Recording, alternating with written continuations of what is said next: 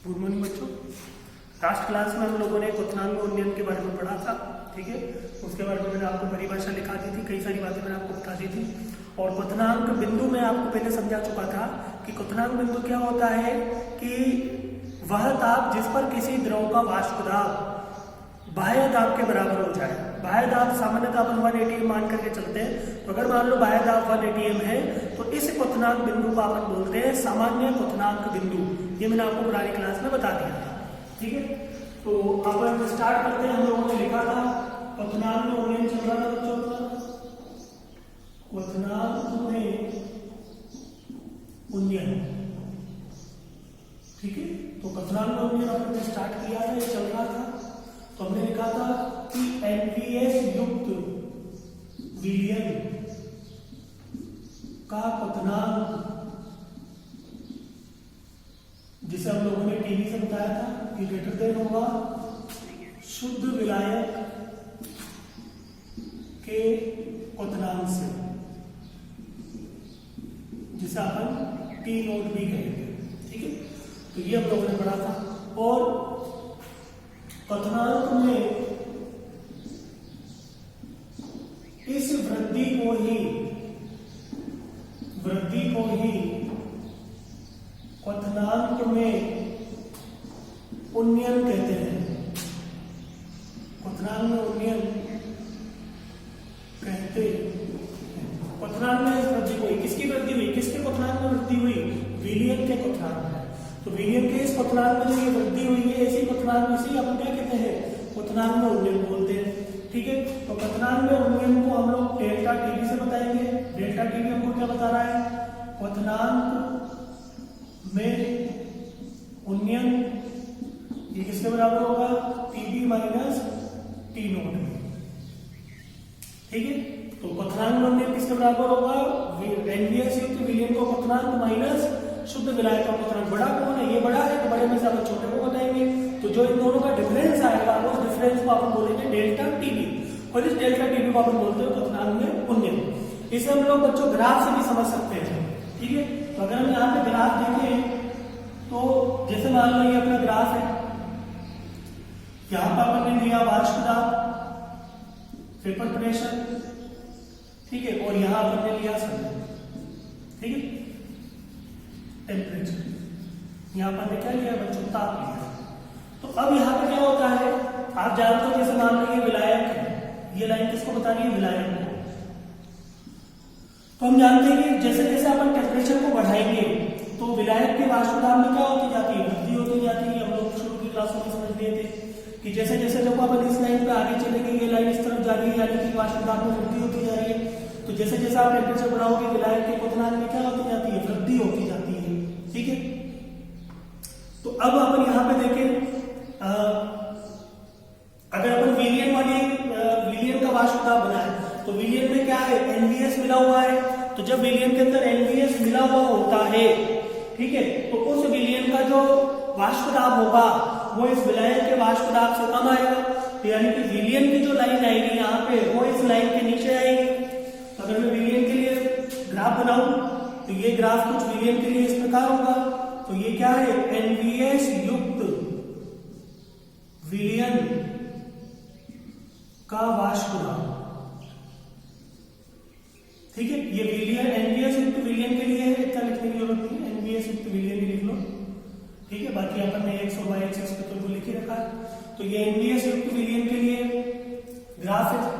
और अपन ने क्वथनांक की परिभाषा पढ़ी थी कि जब किसी विलायक या विलयन का वाष्प दाब 1 atm के बराबर हो जाए तो उस टेम्परेचर को हम लोग क्वथनांक बिंदु कहते हैं।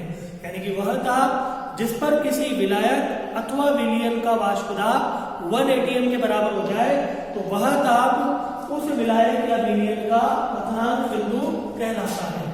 तो हमने जैसे यहाँ पर माना कि यहाँ पर प्रेशर जो है 1 atm है, ये प्रेशर वाली लाइन है, तो यहाँ पर अपने वाष्प दाब कितना बना 1 atm है। अब ये है अपनी 1 atm की लाइन, ये जो लाइन है बच्चों अपनी 1 atm वाली है, ये वाली। तो अब अगर हम यहाँ पे देखें, ये विलायक का जैसे जैसे बच्चों आप टेम्परेचर बढ़ाओगे, इसका वाष्प दाब बढ़ता जाएगा।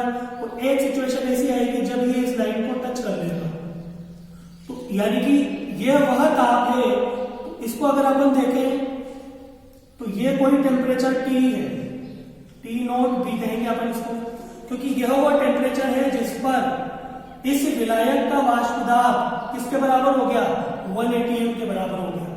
इसी प्रकार किसी टेम्परेचर पर यह भी लाइन इस लाइन को क्रॉस करेगी, तो इस टेम्परेचर को बच्चों अपन कहेंगे ये टेम्परेचर है TB, ठीक है। तो अब आप यहाँ पे देख रहे हो विलियन का टेम्परेचर कुछ आगे आ रहा है और विलायक का टेम्परेचर कुछ पीछे आ रहा है। यह टेम्परेचर ही तो इनका क्वथनांक बिंदु है, और इन दोनों का जो डिफरेंस होगा, इस डिफरेंस को अपन कहेंगे डेल्टा TB से। तो यहाँ पर लिख सकते हैं डेल्टा TB बराबर क्या होगा, बड़ा कोण है TB माइनस T0B। इसे मैंने आपको थ्योरेटिकली भी दिखाया। तो इस ग्राफ से भी आप इसको समझ सकते हो कि जब भी कोई विलायक होता है उसका आप टेम्परेचर बढ़ाते हो तो क्या होता है, उसके वाष्प दाब में वृद्धि होती है। जब ये वाष्प दाब बढ़ के 1 atm के बराबर हो जाएगा तो उस टेम्परेचर को अपन उसका क्वथनांक बिंदु कहेंगे। चूंकि विलायक विलियन के अंदर क्या है, अवाष्पशील विलय घुला हुआ है, इसलिए इसका वाष्प दाब कम आएगा। तो ये लाइन यहाँ नीचे से स्टार्ट होगी, तो जैसे ही अपन टेम्परेचर बढ़ाएंगे तो इसका वाष्प दाब जब 1 atm के बराबर हो जाएगा तो उस दाब को अपन क्या कहेंगे, उस विलियन का क्वथनांक बिंदु कहेंगे, ठीक है। तो इन दोनों का डिफरेंस डेल्टा TB से हम लोग बताएंगे, ठीक। अब अपन और आगे बढ़ते हैं इसके अंदर।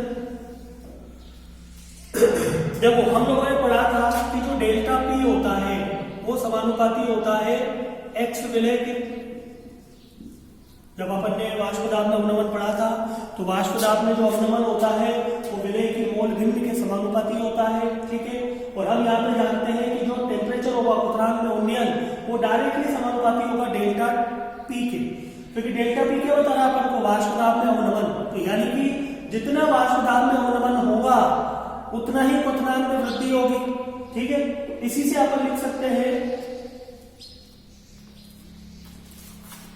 तो इसी से अपन लिख सकते हैं यहाँ पे कि जो डेल्टा TB होगा वो भी समानुपाती होगा x विलय के, ठीक है। तो अब अपन यहाँ पे क्या करेंगे, डेल्टा TB और समानुपाती चिन्ह को हटाएंगे तो एक कांस्टेंट k आएगा, ये हो गया x विलय, ठीक है। तो x विलय को अगर हम यहाँ पे खोले तो डेल्टा TB बराबर आ जाएगा k इंटू x विलय यानी कि n विलय अपॉन n विलय, यानी कि टोटल मोल अपन नीचे रखेंगे तो उसमें विलय और विलायक है तो टोटल दोनों का योग आ जाएगा यहाँ पर, विलय के मोल बटा विलायक के मोल। अब अपन यहाँ पे इसका फॉर्मूला लगा देते हैं, डेल्टा TB बराबर हो जाएगा k इंटू यहाँ पे W विलय अपॉन m विलय, यहाँ पे m विलय किसको बता रहा है, इस विलय का अनुपात। इसी प्रकार यहाँ पे हो जाएगा बच्चों W विलय अपॉन m विलय प्लस यहाँ पर कैपिटल W से बताएंगे कैपिटल W विलय अपॉन यहाँ पे क्या आएगा नीचे बच्चों m विलय, ठीक है। इस तरीके से आप लिख सकते हैं। फिर अपन यहाँ पे लिख सकते हैं तनु विलयनों के लिए,